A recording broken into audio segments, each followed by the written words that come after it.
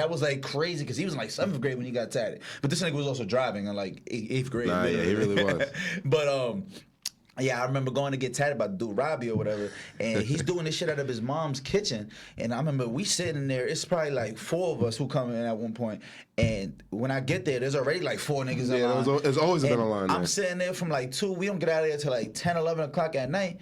And I'm like, yo, I just watched this dude bang out like 6, 7 tats in a matter of like 7, 8 hours. I'm like, man, I'm like, this nigga's charging, because I'm like, he charged my man 80, another nigga 50, 68. I'm like, yo, if he charging the average of like $50 a pop, he done did 6. I'm like, he just made $300. I'm like, oh, that's fire. I can do that. I'm like, he can make $300. Fire. I'm coming from making $300 a week. So I'm like, did that nigga just do $300 today? And I'm like, I know he did more than that. I'm just doing an average little number just to throw it out there.